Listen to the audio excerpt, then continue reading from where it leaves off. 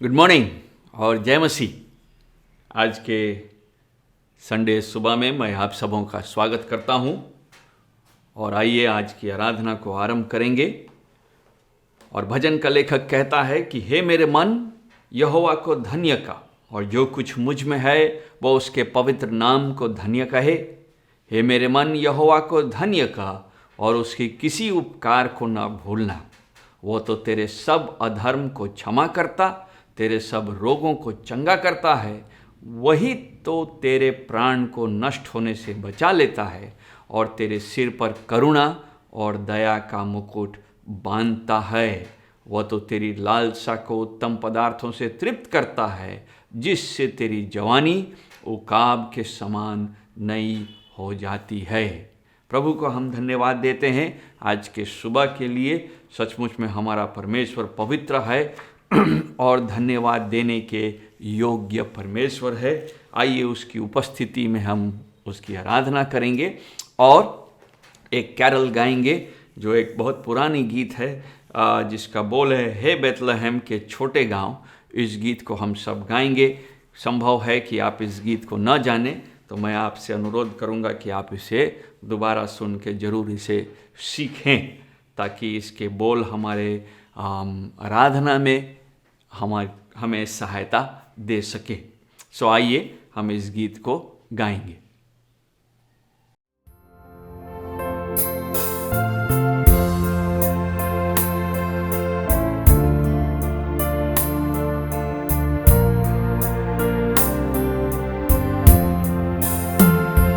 हे बैतुलहम है छोटे गाँव, दिखता कैसा सुनसान, पर तेरी नींद के ऊपर तारे हैं चमकवान।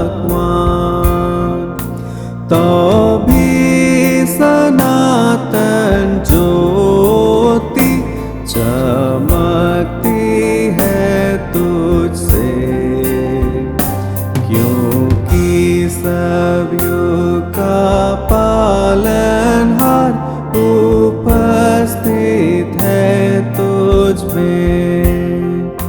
सभी एक साथ है तारों, करो इसका प्रचार, कि स्तुति हो परमेश्वर का और शांति हो संसार, कि ख्रिस्त का जन्म हुआ कुंवारी मरियम से।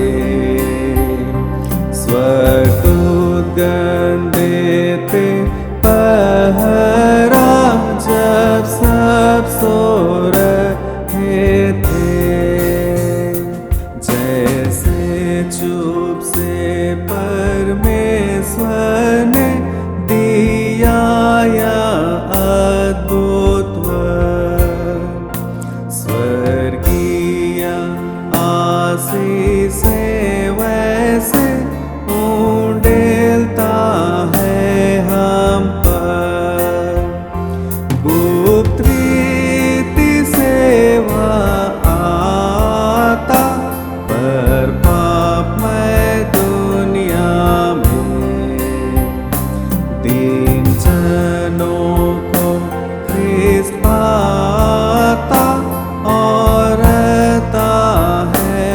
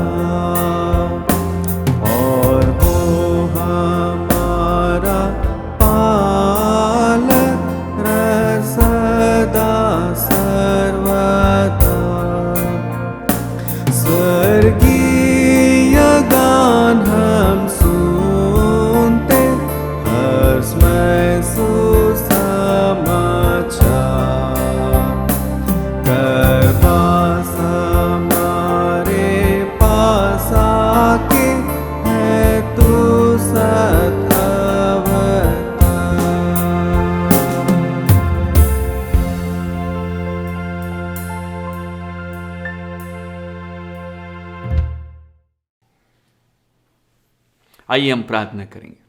प्रभु जी, आज के सुबह के लिए हम तुझे धन्यवाद देते हैं। हम धन्यवादित हैं तेरी अनुग्रह के लिए, तेरी करुणा के लिए जो तू हम पर करता है। प्रभु, हम अयोग्य हैं और अयोग्य थे और कई मायनों में अयोग्य रहेंगे। वो तेरे पुत्र के बलिदान के द्वारा जिसके लहू से तूने हमको धोया है, हे प्रभु, हम योग्यता में प्रवेश करते हैं, हम धर्मी ठहराए जाते हैं। अन्यथा हम में कोई काबिलियत नहीं कि हम अपने से इस तेरी उपस्थिति में आ सके। तू हमारे प्राणों को नष्ट होने से बचाता है प्रभु, जैसा भजन का लेखक कहता है। हमको चंगा करता है, हमको हमारे अधर्म से क्षमा करता है। इस अनुग्रह के कार्य के लिए हम तुझे धन्यवाद देते हैं। आज के इस सुबह में प्रभु, हम उन सभी क्षेत्रों को स्मरण करते हैं जहाँ लोग एकत्रित हो रहे हैं, तेरी आराधना कर रहे हैं और तुझे स्मरण कर रहे हैं, तेरी उपस्थिति में आ रहे हैं। उनके बीच में तू उपस्थित हो और उनकी आराधना प्रभु हृदय से होने पाए, उनका मन ना भटके, बल्कि वो हृदय से तेरी आराधना करे और तेरी आराधना में प्रभु तुझे महिमा दे सके। ऐसा तू अनुग्रह कर। हमारे साथ भी हो इस समय जब हम तेरे वचन पर ध्यान देते हैं, तो हमारे साथ हो, उसकी बातों को सीखने में, समझने में हमारी सहायता कर। यीशु मसीह के नाम से मांगते हैं, आमीन। जैसा कि हम लोग सब कोई दिसंबर के महीने में हैं और पिछली बार हमने लूका रचित सुसमाचार और मत्ती रचित सुसमाचार के प्रथम अध्याय से यह देखना आरंभ किया और हमारा दिसंबर महीने का प्रथम रविवार का विषय था कि यीशु मसीह का कुंवारी से जन्म लेना क्यों आवश्यक था। और उसमें हमने 4 बातों पर ध्यान दिया था कि यीशु मसीह का कुंवारी से जन्म लेने से हमको कैसे उद्धार मिलता है, वो संपूर्ण रीति से मनुष्य कैसे रहता है, वो संपूर्ण रीति से परमेश्वर कैसे होता है। इस प्रकार की बातों पर हम ध्यान दिए थे। आज हम उसी विषय को और थोड़ा आगे बढ़ाएंगे और मरियम के पर ध्यान देंगे और उसके चरित्र पर ध्यान देंगे थोड़ी देर। लेकिन उससे भी आवश्यक बात है कि हम उसकी आराधना पर ध्यान देंगे, जो हमको 46 पद से 56 पद में मिलता है, जो स्तुति का गान है, जिसको लाटिन भाषा में मैग्निफिकाट कहते हैं। वो उसकी महिमा वो प्रभु परमेश्वर यहोवा को दे रही है। ना जब हम लूका रचित सुसमाचार के प्रथम अध्याय में प्रवेश कर रहे हैं, बैकग्राउंड के हिसाब से हमको जानना चाहिए कि वहाँ एक दंपति के बारे में बताया गया। ये दंपति बूढ़े हैं जिनका नाम जकरिया और एलिशिबा है और दोनों जकरिया याजक है और वो एक यहोवा का भय मानने वाले दोनों लोग हैं। परंतु लिखा है 7वां पद में, 1 अध्याय का 7वां पद, कि उनका कोई भी संतान नहीं है और एलिशिबा बांझ है और वे दोनों बूढ़े हैं। और ऐसी स्थिति में समय आया है कि जकरिया का ड्यूटी पड़ा है कि वो यरूशलेम के मंदिर को जाए और यरूशलेम के मंदिर में जा कर के जो याजकीय कार्य है उसको वहाँ पर संभाले। और ऐसा होता है कि याजकीय कार्य को संभालने के समय में जिब्राइल स्वर्गदूत उसके सामने उपस्थित होता है और उसको एक प्रतिज्ञा दिया जाता है, उसको यह दर्शन दिया जाता है कि उसकी पत्नी यूहन्ना बपतिस्मा देने वाले को जनेगी, जो मसीहा का फॉररनर है, जो मसीहा से पहले आ रहा है और मसीहा के बारे में मार्ग तैयार करने के लिए। यह इम्पॉर्टेंट इसलिए है क्योंकि पिछले 450 साल में, लगभग 400 से 450 साल में परमेश्वर ने अपने लोगों को, अपने अगुओं को कभी अभी तक में कोई भविष्यवाणी या किसी प्रकार का दर्शन नहीं दिया है। और अचानक 450 साल से 500 साल के बीच में यह पहला दर्शन हुआ है और दर्शन इस बारे में है कि मसीहा आने वाला है। और यहाँ पर जकरिया मसीहा आने वाले के पहले जो संतान है, जो उत्पन्न हो रहा है, जो मसीहा का मार्ग को ठीक करेगा या उसके लिए प्रीकर्सर है, फॉररनर है, उसका अनाउंसमेंट यहाँ पर हो रहा है। और इस प्रकार से कहानी आगे बढ़ती है कि एलिशिबा फिर लगभग बूढ़ी, लिखा हुआ है बूढ़े हैं, हम जानते नहीं कि कितनी उम्र है, लेकिन विशेषज्ञों का मानना है संभवतः वह 60 साल के हो सकते, 70 साल के हो सकते या 80 साल के भी हो सकते। परंतु ध्यान देने वाली बात यह है कि यह एक आश्चर्य कर्म है उनके जीवन में, क्योंकि एलिशिबा इस उम्र को पार कर चुकी है जब वो नॉर्मली बच्चा जन सकती है। अब यह आश्चर्य कर्म हो रहा है और उसके ठीक पीछे पीछे 26 पद में 6 महीना हो चुका है, परमेश्वर का दूत, स्वर्गदूत फिर दिखाई देता है हमको मरियम के सामने। और मरियम के सामने 26वां पद बताता है कि वह उसके सामने आकर के उसको आनंद का सुसमाचार देता है। और 28वां पद कहता है, आनंद और जय तेरी हो जिस पर ईश्वर का अनुग्रह हुआ है, प्रभु तेरे साथ है। और यहाँ जहाँ हम एक बूढ़े दंपति को देखे हैं जो बहुत बुजुर्ग हैं, 6 पद में, 26 पद में हम एक कुंवारी से हमारी मुलाकात होती है। यह कुंवारी अभी जवान स्त्री है जिसका नाम मरियम है और संभवतः वह विशेषज्ञों के अनुसार 13 से 15 साल के बीच की उम्र की है। और उसको कहा जाता है कि वह पवित्र आत्मा के द्वारा गर्भधारण करेगी और वह एक पुत्र जनेगी जो मसीहा है, जो मसीहा है। और यह 13 साल की स्त्री, यह 13 साल की कुंवारी लड़की इस बात को सुन करके घबराती है कि कैसे यह आश्चर्य कर्म उसके जीवन के द्वारा हो पाएगा। और ये सारी बातचीत होती है, हम जानते हैं स्वर्गदूत क्या कहते हैं, पिछली बार हम देख चुके हैं। और इन सारी बातों के बाद जब स्वर्गदूत चला जाता है तब मरियम अपने प्रश्नों में घिर जाती है और वो परेशान होना आरंभ होती है, और लेकिन अपने विश्वास में नहीं डगमगाती है और उसके मन में कई सवाल उठते हैं। परंतु सवाल जब उठ रहे थे तब जिब्राइल ने उसको यह भी कहा कि उसी के समान 36वां पद में उसकी कुटुंबिनी है एलिशिबा, जो बुढ़ापे में पुत्र होने वाला है, या उसका जो बांझ कहलाती थी 6वां महीना है, ये भी कहा था। सो ये आश्चर्य कर्म जो मरियम के जीवन में होने वाला है, इसका डिस्कशन करना बहुत आवश्यक है, इसका चर्चा करना बहुत आवश्यक है। मरियम जानती है कि यह बहुत बड़ा संदेश उसको दिया गया है और यह संदेश अगर वो किसी से बात कर सकती है तो वह एक उम्रदार स्त्री होगी, वो एक ऐसी व्यक्ति होगी जिसके पास या जिसके अंदर में भी एक इसी प्रकार का आश्चर्य कर्म हो रहा है। यूहन्ना बपतिस्मा देने वाले का जन्म भी एक आश्चर्य कर्म है, क्योंकि बांझ हो चुकी महिला, बूढ़ी हो चुकी महिला क्यों कर जन्म दे सकती, परंतु वह समझ रही है अगर दूत मेरे पास आया है तो, और दूत ने कहा है, जिब्राइल ने कहा है कि दूत मैं एलिशिबा के जकरिया के पास भी गया था, तो उसको मालूम है कि यह सच जानना होगा और तभी उसके अपना सच कि वह मसीहा का जन्मदाता होगी यह सबूत बन जाएगा।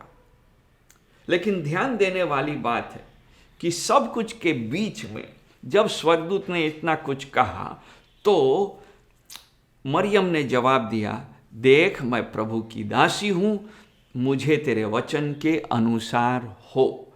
यहाँ हम एक विश्वासी के रवैये को देखते हैं। मरियम अपने विश्वास में जो उसको कहा गया है, अपने प्रभु पर, अपने यहोवा पर उसका विश्वास अटल है और उस अटल विश्वास में वह सुनिश्चित करना चाहती है कि ये जो सवाल सब जो पूछा है, जो डाउट और क्वेश्चन उसके मन में है, उसको लेकर के वो उसको और दृढ़ होना मांगती है कि ताकि वह किसी प्रकार का डाउट में न रहे। और हम देखते हैं कि वह शीघ्र, वहाँ 39 वर्ष आज यहाँ से पढ़ेंगे, वहाँ लिखा है कि वह शीघ्र ही पहाड़ी देश में यहूदा के एक नगर को गई और जकरिया के घर में जाकर एलिशिबा को नमस्कार किया। जवान लड़की है, 13 से 15 साल की उम्र है, मन में कई सवाल उठे हैं, विवाह हुआ नहीं है, अभी केवल मंगनी हुई है और मंगनी में यूसुफ के साथ हुआ है, लेकिन जानती है कि व्यवस्था विवरण 22 अध्याय के अनुसार यदि कोई विवाह से पहले ही बच्चे जनने की स्थिति में आ गई है तो वो व्यभिचार होगा और व्यभिचार के नाते उसको पथरवाह किया जाएगा। जहाँ तक यूसुफ का सवाल है तो यूसुफ को अगर पता लगेगा तो निश्चय ही वो उसको छोड़ देगा। और इन सारे चीज़ों के बीच में और सामाजिक रीति से उसको तिरस्कार किया जाएगा, उसको नीचा देखा जाएगा, पथरवाह किया जाएगा, ये सारे सोच उसके मन में चल रही है। इन सब चीज़ को लेकर के हम एक बात देखते हैं, 38 पद में वो कहती है, हम और इसके बारे में चर्चा हम कर चुके हैं कि वह अपने आप को परमेश्वर के वचन के नीचे रखती है और इसलिए कहती है, मैं प्रभु की दासी हूँ, मुझे तेरे वचन के अनुसार हो। यह हमें मरियम के विश्वास के बारे में बताता है कि मरियम ने अपने आप को परमेश्वर की इच्छा के नीचे रखा है, संपूर्णता से अपने आप को समर्पित किया है। उसमें कोई किसी प्रकार का हठ नहीं है, किसी प्रकार का घमंड नहीं है। अगर दूसरी महिला होती, महिलाएं, उसका रिएक्शन 2 प्रकार का हो सकता था। ये जिब्राइल के भविष्यवाणी को सुन करके संभव है वो कहती, अरे मैं कितनी महान बन जाऊंगी, इतिहास में मेरा नाम लिया जाएगा, मैं मसीहा की माँ कहलाऊंगी, इस कारण से मुझ घमंड का विषय हो सकता था। हम 38वां पद में देखते हैं कि मरियम का स्वर्गदूत के साथ मुलाकात, उसके जितने प्रश्न हैं, वो उसके मन में जो भी चल रही हैं उसको लेकर के वह चिंतित आवश्यक है, परंतु वह परमेश्वर की आज्ञा को अपनी उसके लिए जो मिला है उसको संपूर्ण रीति से स्वीकार कर रही है। और स्वीकार करने के बाद जितनी उसकी चिंताएं हैं वो परमेश्वर के हाथ में सौंप देती है। उसके अंदर में घमंड नहीं, न ही वह कुड़कुड़ा रही है। वो सब चीज़ को, वो सब चिंताओं को परमेश्वर के हाथ में सौंप रही है। जब हम उसको जकरिया से और एलिशिबा से मिलते हुए देखते हैं और जब एलिशिबा ने यह कंफर्म किया कि उसके अंदर के उसके बच्चे ने जो पेट में आनंद से उछल पड़ा है और कहा, और वो कहती है कि धन्य है वो जिसने विश्वास किया कि जो बातें प्रभु की ओर से उससे कही गई वे पूरी होंगी। एलिशिबा की बात करके मरियम अब संपूर्ण रीति से निश्चित है कि जो कुछ भी हो यह प्रभु की इच्छा है और प्रभु की इच्छा को वो संपूर्ण रीति से स्वीकार करती है। और बाकी जितनी भी चिंताएं हैं, जितना उसको समझ में आता है और आगे की वेदनाओं को जितना उसको समझ में आता है या नहीं आता है, वो सब परमेश्वर के हाथ में वह छोड़ देती है। ना ध्यान देने वाली की बात यह है कि इन सारी बातों को उसके जीवन में होने के बाद, यानी कि चल रहा है, ये सारी चीज़ें जब चल रही है, उसके जुबान से परमेश्वर की आराधना होती है। और जब हम उसकी आराधना को पढ़ते हैं तब हम उसके विश्वास, उसके परमेश्वर के वचन की समझ, उसके थियोलॉजी और उसके यहोवा परमेश्वर के गुणों के समझ को देखते हैं। आइए हम इस अनुच्छेद को पढ़ते हैं जहाँ पर मरियम कहती है, मेरा प्राण, 46 पद, प्रभु की बड़ाई करता है और मेरी आत्मा मेरे उद्धार करने वाले परमेश्वर से आनंदित हुई, क्योंकि उसने अपनी दासी की दीनता पर दृष्टि की है। इसलिए देखो, अब से सब युग युग के लोग मुझे धन्य कहेंगे, क्योंकि उस शक्तिमान ने मेरे लिए बड़े बड़े काम किए हैं। उसका नाम पवित्र है और उसकी दया उन पर जो उससे डरते हैं पीढ़ी से पीढ़ी तक बनी रहती है। उसने अपना भुजबल दिखाया और जो अपने आप को बड़ा समझते थे उन्हें तितर बितर किया। उसने बलवानों को उनके सिंहासनों से गिरा दिया और दीनों को ऊंचा किया। उसने भूखों को अच्छी वस्तुओं से तृप्त किया और धनवानों को छूछे हाथ निकाल दिया। उसने अपने सेवक इस्राएल को संभाल लिया कि अपनी उस दया को स्मरण करे जो अब्राहम और उसके वंश पर सदा रहेगी, जैसा उसने हमारे बाप दादों से कहा था। मरियम लगभग 3 महीने उसके साथ रहकर अपने घर लौट गई। इस विश्वास का यह परिणाम है, मरियम का रॉक सॉलिड विश्वास का परिणाम यह है कि वह परमेश्वर को ऐसे परिस्थिति में धन्यवाद दे पा रही है। और इस धन्यवाद के गीत को, इस धन्यवाद के कैरल को हम मरियम के मैग्निफिकाट के नाम से जानते हैं, या प्रशंसा। मैग्निफिकाट का बेसिकली लैटिन शब्द है जिसका माने है प्रशंसा करना। मरियम हमारे लिए एक विश्वासी का एक उच्च स्तर का उदाहरण है, मॉडल बिलीवर है। क्यों? क्योंकि उसके पास परमेश्वर का यहोवा का वचन आया, उसने उस वचन को विश्वास किया। न केवल विश्वास किया बल्कि उस वचन के तले अपने आप को संपूर्णता से समर्पण किया और समर्पित होकर के उसने परमेश्वर की महिमा की है। यही प्रतिक्रिया, यही रिएक्शन हर विश्वासी का होना चाहिए। परमेश्वर का वचन उसके पास आता है या परमेश्वर का वचन वो पढ़ता है, उस पर वो विश्वास करना चाहिए, उसको पूरे हृदय से विश्वास करना चाहिए और उसके बाद उस पर कार्य करना चाहिए, चाहे इसका परिणाम कुछ भी क्यों ना हो। मरियम वही करती है, चाहे उसका परिणाम कुछ भी क्यों ना हो, और उस परिणाम को परमेश्वर के हाथ में छोड़ती है और साथ में परमेश्वर की महिमा करने से रुकती नहीं है।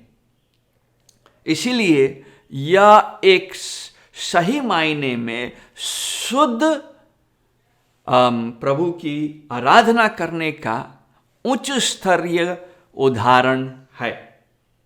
नए नियम में इससे अच्छा उदाहरण हमको नहीं मिलेगा। और मरियम की आराधना में हम हन्ना के आराधनाओं को पढ़ सकते हैं, कई वहाँ जगह। मरियम की आराधना में हम भजन संगीता को दोहराते हुए पा सकते हैं, हम इतिहास को बताते हुए पाते हैं।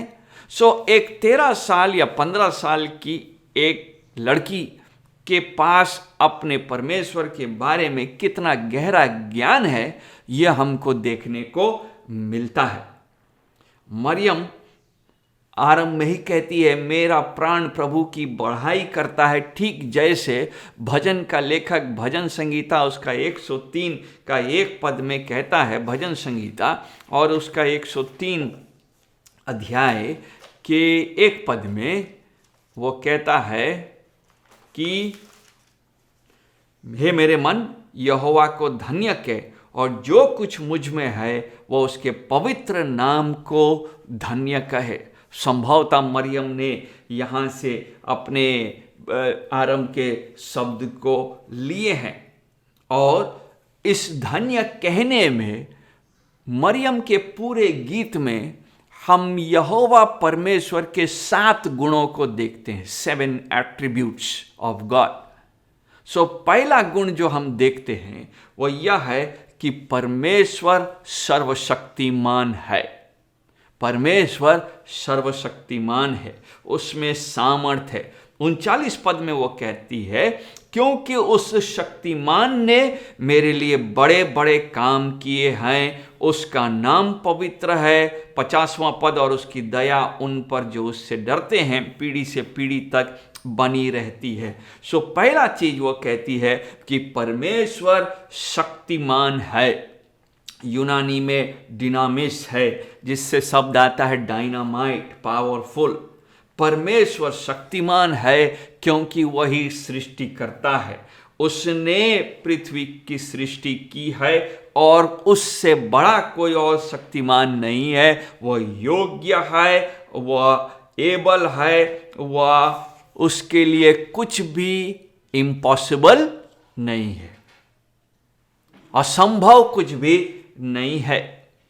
हमको याद होगा उत्पत्ति उसका 18 अध्याय के 14 पद में अब्राहम को कहते हुए परमेश्वर कहता है कि यहोवा परमेश्वर के लिए कोई चीज असंभव नहीं है, बल्कि वह एक सवाल है, क्या यहोवा परमेश्वर के लिए कुछ असंभव है?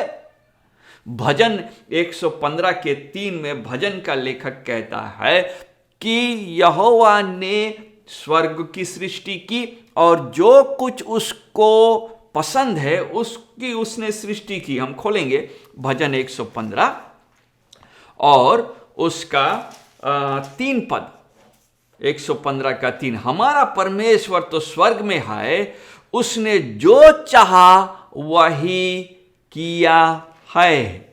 मरियम कहती है कि परमेश्वर सर्वशक्तिमान है। 51 अध्याय में वो कहती है कि उसके शक्तिमान में शक्तिशाली होने का उसने कैसे अपना भुजबल दिखाया, अपना सामर्थ दिखाया, और जो अपने आप को बड़ा समझते थे उन्हें तितर बितर किया है। उसने अपने हाथों के कार्यों से अपनी सामर्थ को दिखाया है। मरियम जानती है कि परमेश्वर के सामने कोई नहीं टिका है।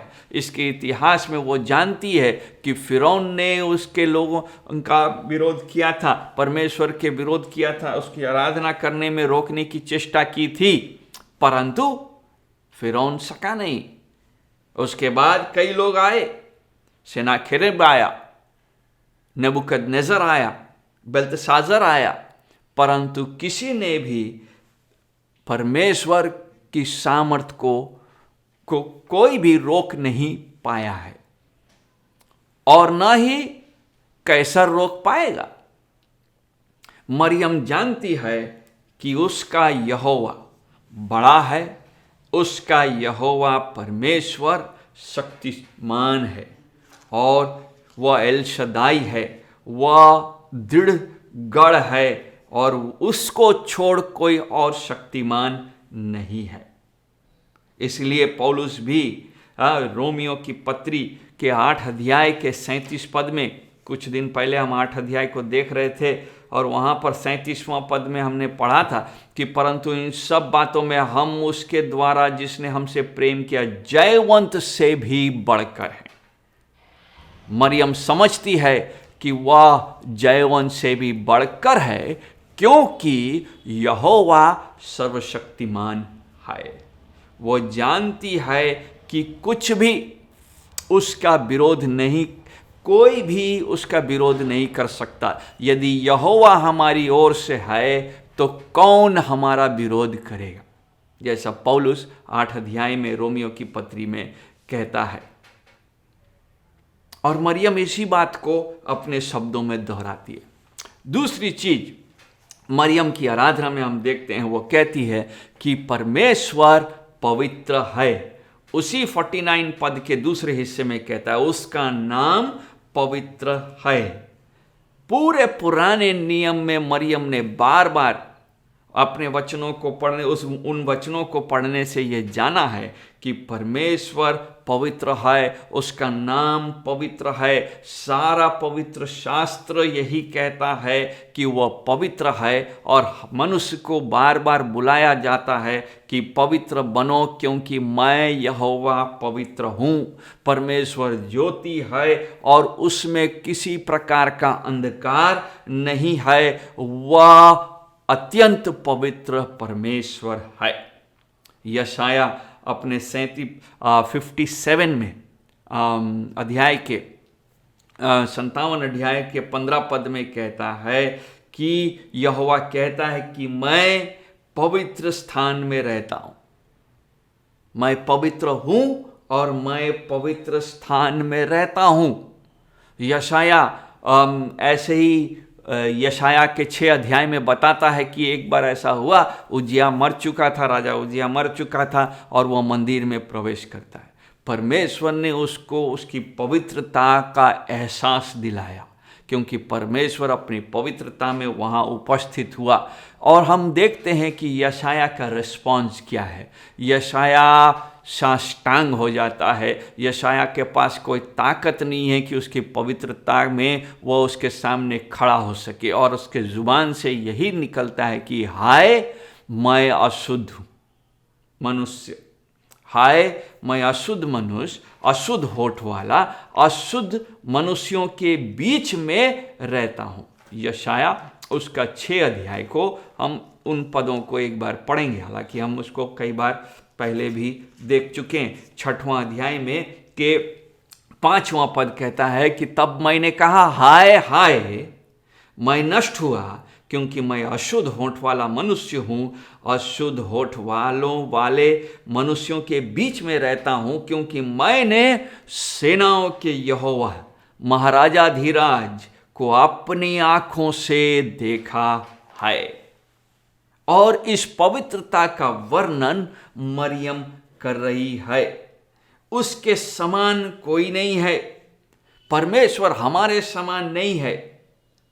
वह न्यायी है, वह परमेश्वर है, वह पवित्र है और उस पवित्रता में उसका हमसे हमारे पापों से किसी प्रकार का संबंध नहीं हो सकता। और इस कारण से पाप का दंड तो मृत्यु है और यह मृत्यु अनंतकालीन है यदि हम उस पर विश्वास नहीं करते हैं। बाइबल हमको परमेश्वर के श्राप, परमेश्वर के क्रोध, परमेश्वर के न्याय के बारे में आरंभ से ही बताता आया है। न्याय के बारे में किस लिए बताना है? क्योंकि परमेश्वर सर्वप्रथम पवित्र है और अगर पवित्र है तो न्याय होना है। अगर पवित्र है तो वो न्यायी भी है और अगर न्यायी है तो जब न्याय सुनाएगा तो नरक में जरूर भेजेगा।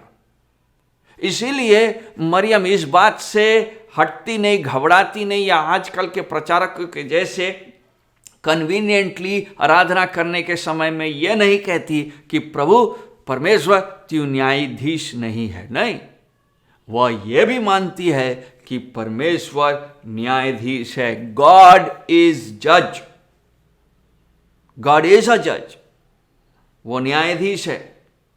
और इसलिए हम जब लूका 1 अध्याय के 51 पद में पढ़ते हैं तो वहां लिखती है, वो कहती है उसने अपना भुजबल दिखाया और जो अपने आप को बड़ा समझते थे उन्हें तितर बितर किया है।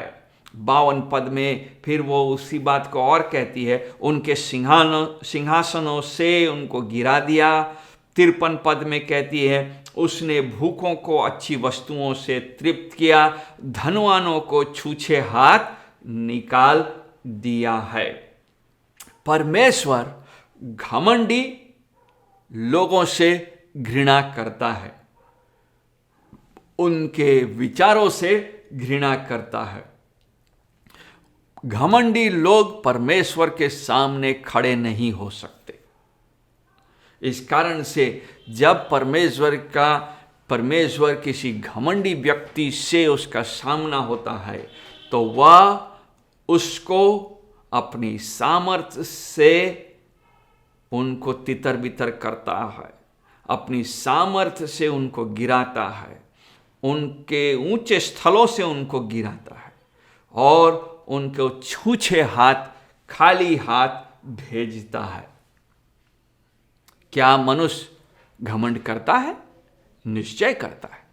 भजन संगीता 14 अध्याय बताता है, मनुष्य निरंतर यही सोचता रहता है और अपने मन में पूछता है कि यहोवा कहाँ है?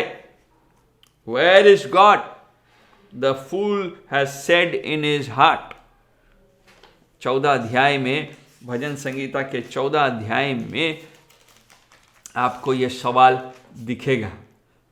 वहां पर वो पूछता है कि परमेश्वर कहाँ है? अशुद्ध वस्तु से शुद्ध वस्तु कौन निकाल सकता मनुष्य के दिन? और उन पदों को जब हम पढ़ेंगे तो हम इस बात को पाएंगे। फिरौन ने भी मूसा के सामने यही प्रश्न पूछा।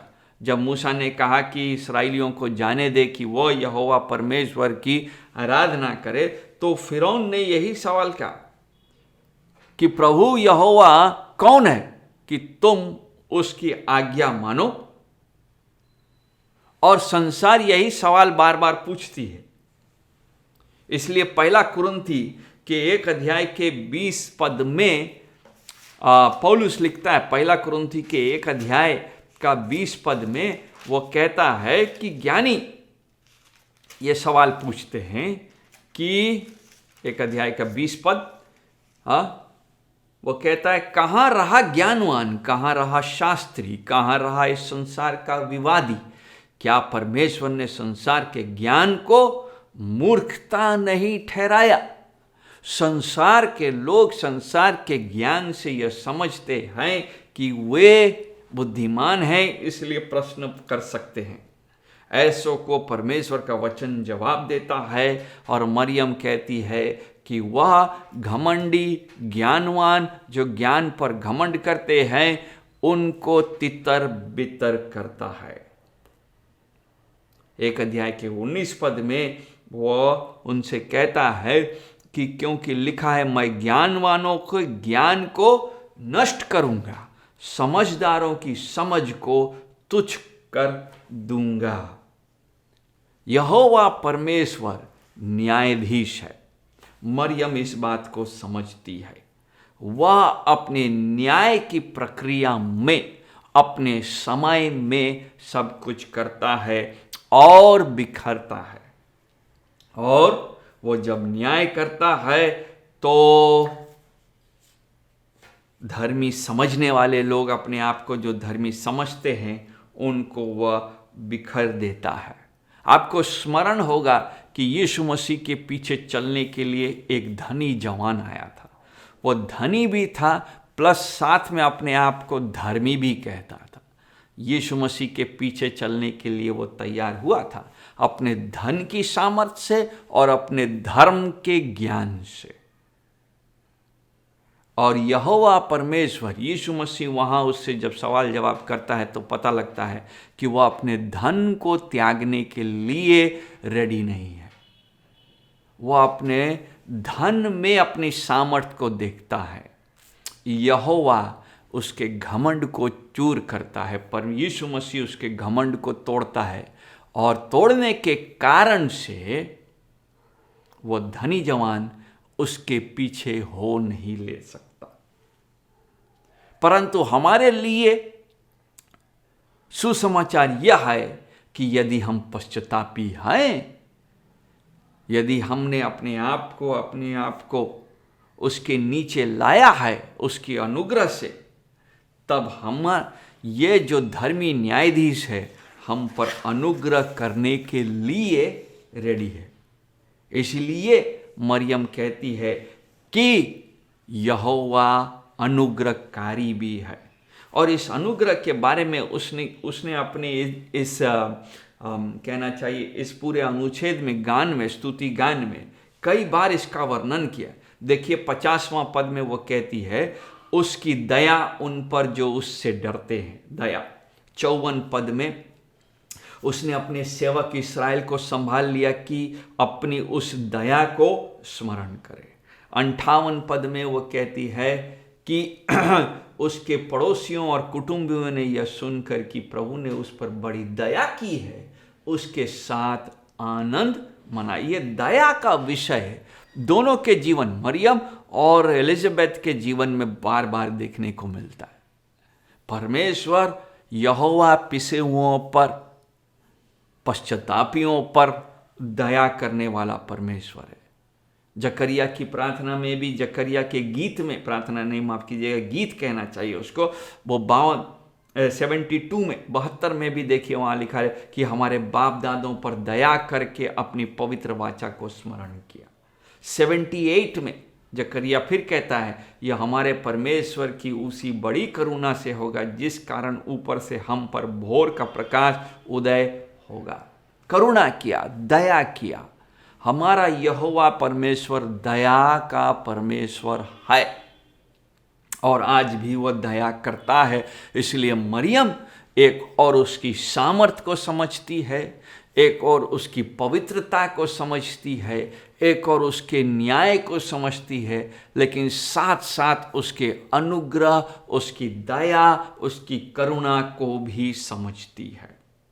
जब उत्पत्ति 3 अध्याय के 7 पद में मूसा जलती झाड़ी के सामने जा रहा है और मूसा रुक नहीं रहा, तो यहोवा झाड़ियों से कहता है कि मैं हूं जो तुम्हारे सामने तुझसे बात करता है। इसलिए जिस स्थान पर तू खड़ा है वो पवित्र स्थान है, अपने पांव की जूती उतार।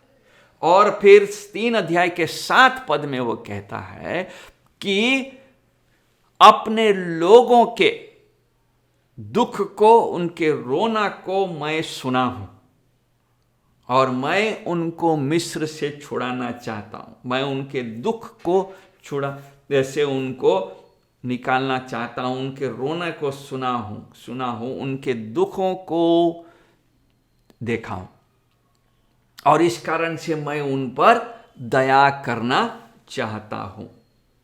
इसीलिए 50वें पद में मरियम कहती है, देखिए 1 अध्याय का 50वां पद, उसकी दया उन पर जो उससे डरते हैं, उससे डरते हैं। परमेश्वर यहोवा हमारे ऊपर दया करता रहता है और वो दयावंत परमेश्वर है। वो दया दिखाते रहना चाहता है और बार बार हम इन पदों में उसकी दया को देखते हैं। साथ ही हमने 3-4 पॉइंट को देखा है। 5वां कि यहोवा के गुणों के बारे में, वो यह है कि यहोवा परमेश्वर विश्वास योग्य परमेश्वर है, अपने वाचा को रखने वाला परमेश्वर है। जब हम 55 और 56 पद पढ़ते हैं तो वहां अब्राहम और उसके वंश पर सदा रहेगी की बारी बात होती है, जैसा उसने हमारे बाप दादाओं से कहा था। मरियम स्मरण करती है कि यहोवा विश्वास योग्य है और यहोवा ने पहले ही बताया है कि वह समय के पूरे होने पर अपने पुत्र को भेजेगा, मसीहा दाऊद का संतान होगा और वह समय में आएगा। और यहां पर अब्राहम का नाम लेने से यह समझ में आता है कि मरियम परमेश्वर के वचन को कितना अच्छा से समझती है और जानती भी है और हमारे लिए एक चुनौती देती है कि हमें भी परमेश्वर के वचन को अच्छी रीति से जानना चाहिए। यदि हम परमेश्वर की आराधना करना चाहते हैं तो हमें परमेश्वर के वचन को जानना होगा, तभी आराधना संभव होगा। आजकल के गीतों के समान नहीं है जो 4 लाइन लिखे जाते हैं और 16 बार गाए जाते हैं, उसमें कोई दम ही नहीं है। क्यों? क्योंकि लेखक स्वयं को बाइबल नहीं आता है, वो परमेश्वर के वचन को जानता नहीं है, उससे वो पीता नहीं है, उसकी मन की संतुष्टि नहीं है, वो केवल कुछ शब्दों को जोड़ करके गीतकार बन जाता है। मरियम उस प्रकार का आराधना नहीं करती, उसकी आराधना में यहोवा केंद्रित है, उसकी आराधना में महिमा यहोवा को मिल रहा है और उसने यहोवा के सभी गुणों पर ध्यान दिया है जो उसने परमेश्वर के वचन से पढ़ा है। इसलिए उन सारे पदों में हम भजन संगीता, हम हन्ना के गीत, हम इतिहास की घटनाओं को दोहराते हुए बार बार पाते हैं। इससे पहले मरियम यहाँ जिस गीत को गा रही है वो अब्राहम के बारे में है, जो परमेश्वर ने अब्राहम के साथ वाचा बांधा था। उसने उसको यह प्रतिज्ञा दिया था कि उसके संतान जगत में फैलेंगे और परमेश्वर उसी के संतान से उद्धार देगा। इसका माने यह है कि अब्राहम को केवल इस बात से संतुष्टि नहीं था कि उसका वंश सारी पृथ्वी में फैलेगा, बल्कि उसी का वंश से मसीहा उत्पन्न होगा। इस बात को अब्राहम ऑलरेडी देख पा रहा है। इस कारण से वहाँ पर 55 पद में मरियम कहती है, और अब्राहम और उसके वंश पर सदा रहेगी, जैसे हमारे बाप दादाओं से कहा था। सो बाप दादाओं से वही कहा गया जो अब्राहम से कहा गया कि समय के पूरे होने पर परमेश्वर अपना एकलौता पुत्र भेजेगा, जो उन पर दया करेगा, उन्हें पाप से छुड़ौती देगा। और जब हम 2 कुरिन्थी 1 अध्याय का 20 पद पढ़ते हैं तब हम जानते हैं कि परमेश्वर अपने प्रतिज्ञा से कभी नहीं मुड़ता, अपने प्रतिज्ञाओं से कभी नहीं पीछे हटता, कभी नहीं फेर बदलाव करता। उसने प्रतिज्ञा पहले ही किया था कि समय के पूरे होने पर वह अपना एकलौता पुत्र को भेजेगा। मरियम जानती है कि यह समय वही है, और इस कारण से वह परमेश्वर के वाचा के परमेश्वर को स्मरण करती है कि यह वही हो रहा है जो सदियों से कहा गया है। अब्राहम, इसहाक और याकूब का परमेश्वर जिन बातों को पहले ही से ही बताते आया है, उत्पत्ति के दिनों से दोहराया जा रहा था, वो आज पूरा हो रहा है। इसीलिए जकरिया भी इसी बात को दोहराता है 72 से 75 में। वो भी बाप दादाओं के बारे में बात कर रहा है। देखिए कि हमारे बाप दादाओं पर दया करके अपनी पवित्र वाचा का स्मरण करे, और वह शपथ जो उसने हमारे पिता अब्राहम से खाई थी कि वह हमें यह देगा कि हम अपने शत्रुओं के हाथ से छूटकर उसके सामने पवित्रता और धार्मिकता से जीवन भर निडर रहकर उसकी सेवा करते रहे। यह वाचा का परमेश्वर है।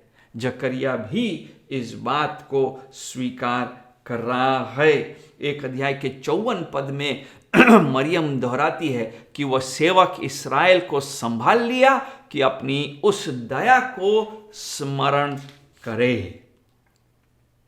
मरियम समझ रही है कि अब्राहम के गोत्र में, अब्राहम के द्वारा जो संतान उत्पन्न हुए हैं, उसमें उद्धार है, उससे मसीहा उत्पन्न होगा, उसी से जगत को उद्धार होगा। यह दाऊद का संतान होगा, यह अब्राहम का संतान है, यह दाऊद का संतान है, और यही यीशु मसीह है जो उद्धार देगा।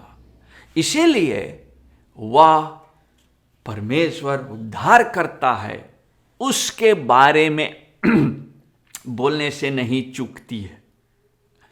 परमेश्वर के सब गुणों में उसके उद्धार का कार्य भी महत्वपूर्ण रखता है उसके लिए। God is the saviour Mariam के लिए। इसीलिए जब आरंभ होता है 47 पद तो वह कहती है, मेरी आत्मा मेरे उद्धार करने वाले परमेश्वर से आनंदित हुई है। मरियम अपने उद्धार में आनंदित है। मरियम पाप रहित नहीं थी। मरियम को उद्धारकर्ता की आवश्यकता है। निश्चय वह यहोवा परमेश्वर के पर विश्वास करती है।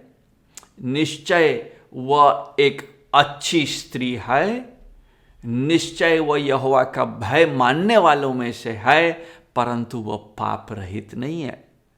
उद्धार के लिए उसे भी उद्धारकर्ता की आवश्यकता है। मरियम पापिनी है जिसको एक उद्धारकर्ता की आवश्यकता है। कभी यह विश्वास ना करे कि मरियम निष्पाप है। यह एक झूठी शिक्षा है। बाइबल में हम बार बार देखते हैं कि मरियम ने अपने आप को आम व्यक्ति के समान समझा। उसने अपने आप को निश्चय यीशु मसीह की मां के रूप में देखा। लोगों ने भी उसको यीशु मसीह की मां के रूप में देखा, परंतु वह निष्पाप नहीं। बल्कि जब हम लूका रचित सुसमाचार के 11 अध्याय को पढ़ते हैं तो यीशु मसीह वहाँ सेवकाई कर रहा है, और 11 अध्याय को में सेवकाई करते शिक्षा देते समय किसी ने कह दिया कि जब ये बातें कही रहा था 27 पद, तो भीड़ में से किसी स्त्री ने ऊंचे शब्द से कहा कि धन्य है वह गर्भ जिस में तू रहा और वे स्तन जो तूने चूसे। यह स्त्री मरियम को प्रशंसा दे रही है, लेकिन यीशु मसीह ने मरियम को किस प्रकार से देखा? 28वां पद। हाँ ठीक है, सही कह रही हो कि मरियम सही में धन्य है, वह आशीष के योग्य है, उसने बहुत बड़ा बलिदान किया। परंतु धन्य वे हैं जो परमेश्वर का वचन सुनते और मानते हैं। यीशु मसीह ने मरियम को एक ऊंचा स्थान पे नहीं रखा, एक पेडेस्टल नहीं में रखा। नहीं, ये नहीं सिखाया कि मूर्ति बना के उसको पूजो, और ये नहीं कहा कि उसके थ्रू तुम मेरे पास आओगे तब तुम्हें उद्धार मिलेगा। नहीं, यीशु मसीह ने कहीं पर भी यह शिक्षा नहीं दिया। इसीलिए अगर कहीं भी हमको यह शिक्षा मिलता है कि मरियम से प्रार्थना करके हमको उद्धार मिलेगा, यह सही शिक्षा नहीं है। मरियम हमारा, जैसे लैटिन में कहते हैं, को मीडियाट्रिक्स नहीं है। वो हमारे लिए सह मध्यस्थ नहीं बन सकती। केवल यीशु मसीह ही है जो वह महायाजकीय कार्य किया है, और यीशु मसीह के बलिदान से ही यह संभव हुआ है। और इस कारण से आज यीशु मसीह पिता की दाहिनी ओर बैठ करके हमारे लिए निवेदन करता है। मरियम नहीं करती। मरियम मात्र परमेश्वर की दासी है, जिसको परमेश्वर ने अपने सार्वभौम इच्छा में प्रयोग किया है। इसीलिए यह हमारे लिए उचित है कि जैसा मरियम कहती है उद्धारकर्ता की उसे आवश्यकता है, हमें भी उद्धारकर्ता की आवश्यकता है। इब्रानी 10 अध्याय के 5 पद में हम पढ़ते हैं कि यीशु मसीह 10वां पद, इब्रानी 10वां अध्याय माफ कीजिएगा के 5वें पद में इब्रानी का लेखक कहता है हमसे 5वें पद में कि यीशु मसीह इस कारण वो जगत में आते समय कहता है, बलिदान और भेंट तूने न चाहिए, पर मेरे लिए एक देह तैयार की है। जब यीशु मसीह आता है तो वह अपने आप को बलिदान देता है, और वह बलिदान किस प्रकार से है? वह देह को देने के द्वारा, देह को बलिदान देने के द्वारा। यीशु मसीह संपूर्ण रीति से मनुष्य बन करके हमारे बीच में उपस्थित होता है। हमारे बीच में वो देह धारण करके, यूहन्ना 1 अध्याय का 14 पद हम जानते हैं कि वह मनुष्य बन के हमारे बीच में डेरा करता है। यूहन्ना हमको यही सिखाता है। वह असीम परमेश्वर मनुष्य बनने से सीमित बनता है। वह अनंत काल का परमेश्वर अपने आप को समय में बांधता है। वह अगम्य और गुणों का महान परमेश्वर जिसके गुणों का वास्तव में शब्दों से समझाया नहीं जा सकता, वह परमेश्वर हमारे बीच में सीमित गुणों के साथ आता है। वह परमेश्वर जो अदृश्य है वह दृष्टि के योग्य बन जाता है। वह जो सृष्टि करता है स्वयं हमारे बीच में सृष्टि बनता है। वह जो सृष्टि को थामे रखता है स्वयं सृष्टि पर का अपने आप को अधीन कर लेता है, सिर्फ इसलिए ताकि हम उद्धार पा सके, ताकि हम पाप से छुड़ाए जा सके, ताकि हम पर जो पाप का दंड का मृत्यु का श्राप था हमारे ऊपर से उठा लिया जा सके। इसलिए परमेश्वर ने समय के पूरे होने पर हमारे बीच में पवित्र आत्मा के द्वारा कुंवारी मरियम से जन्म लिया ताकि हम उद्धार पा सके, और जिसके बारे में यूहन्ना बपतिस्मा देने वाला खुल करके कहता है कि मार्ग तैयार करो। वो मार्ग तैयार करने वाला व्यक्ति था कि मनुष्य का पुत्र आने वाला है जो उद्धार देगा। इस कारण से पौलुस दूसरा कुरिन्थी के 5 अध्याय के 2:21वें पद में कहा कि परमेश्वर यहोवा ने उसको जो पाप नहीं था पाप बनाया ताकि हम उसमें धर्मी हो सके, उसकी धार्मिकता हमको मिला। इसलिए मरियम कहती है मेरी आत्मा मेरे उद्धार करने वाले परमेश्वर से आनंदित है। आज इस क्रिसमस में आप किस विषय के लिए आनंदित हैं? क्या आप मरियम के समान परमेश्वर की महिमा कर पाते हैं, या आपका गीत अलग है? मैं इस बात से अचंभा नहीं करूंगा कि हम में से अधिकांशों का गीत सांसारिक वस्तुओं के में घूम रहा है, उसी पर केंद्रित है। हमारा धन्यवाद के गीत इसलिए निकल रहे हैं क्योंकि हमको बोनस मिला है, क्योंकि हमारे घर पोचाड़ा हो गया है, पेंट हो गया, पोचाड़ा तो आजकल होता नहीं, क्योंकि हमने सजाने के वस्तुओं को खरीद लिया है, हमारे बच्चों को नया कपड़ा मिल गया है, हमारे घर में नया गाड़ी आ गया, या क्योंकि हम बचे हुए हैं। हमको कोरोना हुआ था या हमको कोई ऐसी भारी बीमारी हुई थी, हम अभी भी सांस ले रहे हैं, इसीलिए। क्या इससे ज़्यादा कुछ नहीं मिला? मरियम से हमको सीखना चाहिए। मरियम ने यहोवा पर अपना ध्यान केंद्रित किया, उसके गुण पर ध्यान अपना लगाया। उसने देखा कि यह आनंद का विषय है और यह धन्यवाद देने का विषय है। उसके मुंह से ऑटोमेटिकली परमेश्वर की उन बातों को वो निकला है जो उसने सीखा है। क्या है?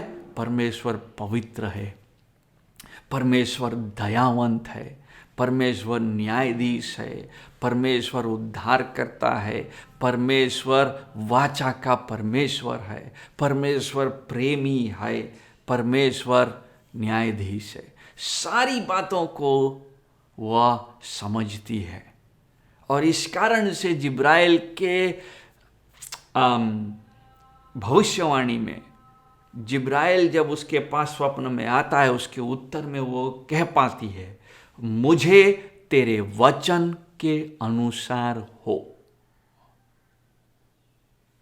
आज के दिन, इस दिसंबर के महीने में 2021 में, क्या आप ये कह सकेंगे, मुझे तेरे वचन के अनुसार हो? मरियम कहती है, मरियम जानती है कि यह आसान नहीं होगा। कई बार हम सोचते हैं कि अरे क्या है ऐसा कहना। नहीं, वो एक 15 साल की जवान स्त्री है, यहोवा का भय मानने वालों में से है। इसके बाद समाज उस पर कई सवाल पूछेंगे। निश्चय यूसुफ आ जाएगा, निश्चय यूसुफ साथ में रहेगा, क्योंकि यहोवा यूसुफ से भी बात करता है, हम जानते हैं। परंतु आसान नहीं होगा यीशु मसीह को बड़ा करना। यीशु मसीह ने स्वयं इस सवाल का, उसको सवाल पूछा गया कि हम तो जानते हैं, हम तो अब्राहम से जन्मे हैं, तू किससे जन्मा? सो मरियम को भी ये सवाल का जवाब देना पड़ा होगा। परंतु उसने उन सारे परिस्थिति को अपने विश्वास के अंतर्गत में रख दिया, कि परमेश्वर के वचन के नीचे रख दिया और कहा कि जो कुछ होगा वो मुझे तेरे वचन के अनुसार हो। परमेश्वर करे कि हमारा भी आराधना इसी प्रकार का हो। हम साल के अंत में आ गए हैं और भविष्य हमारे लिए क्या है हम नहीं जानते, परंतु हम जानते हैं कि परमेश्वर ने अपने वचन में जो कहा है वो पूरा होगा। और वो वाचा का परमेश्वर है और उस वाचा के अनुसार उसने हमको अनुग्रह दिया है। यदि आप यीशु मसीह को जानते हैं तो आपने अनुग्रह पाया है। परंतु यदि आप उस धनी जवान के समान हैं जो घमंड में अभी भी हैं, क्योंकि अपने आपके पास धन है, क्योंकि आपके पास ज्ञान है, क्योंकि आपने 100 में से 100 लाया है, आपका परसेंटाइल स्कोर बहुत अच्छा है, आप बहुत अच्छे जगह में नौकरी कर रहे हैं, इत्यादि काम हो सकता है। सो आपके लिए तब अनुग्रह नहीं है, तब आप मरियम के गीत को नहीं गा सकेंगे। और ये आपके लिए खुशी का समाचार नहीं है तब, क्योंकि जिन्होंने यहोवा के वचन को स्वीकार नहीं किया उन्होंने यहोवा के अनुग्रह को भी नहीं पाया। प्रभु ना करे कि ये आपके लिए सच हो, प्रभु करे कि आपके लिए ये वचन सच हो और आप भी मरियम की तरह कह सके कि मेरी आत्मा मेरे उद्धार करने वाले परमेश्वर से आनंदित है। हम प्रार्थना करेंगे। प्रभु जी, हम धन्यवाद देते हैं कि तू मनुष्य बन करके हमारे बीच में डेरा किया। तूने मरियम को चुना कि वह तेरे आने का यंत्र बन सके और तूने अपने आप को उसके द्वारा इस पृथ्वी पर लाया। इसलिए हम तुझे धन्यवाद देते हैं। हम धन्यवाद देते हैं उसके उद्धारण के लिए। हम सीखते हैं कि वह तेरे वचन को कितना नज़दीकी से जानती है। केवल जानती नहीं, मानती है। केवल जानती और मानती नहीं प्रभु, बल्कि अपने दिनचर्या को उसी के अनुसार व्यतीत करती है, अपने आप को उसके तले रखती है। हमें भी सिखा कि हम नम्रता में अपने आप को तेरे वचन के तले रख सके। और यह क्रिसमस हमारे लिए वस्तुओं में आनंद मनाने का समय न हो, बल्कि तुझ में, तेरे ज्ञान में, तेरे पहचान में आनंदित होने का समय हो। सारी आदर और महिमा तुझको देते हैं प्रभु, यीशु मसीह के नाम से मांगते, आमीन। अब हमारे परमेश्वर पिता का प्रेम और प्रभु यीशु मसीह का अनुग्रह, पवित्र आत्मा की सहभागिता में से हर एक के साथ युगानी युग तक होती रहे, आमीन। आप सबों को जय मसीह।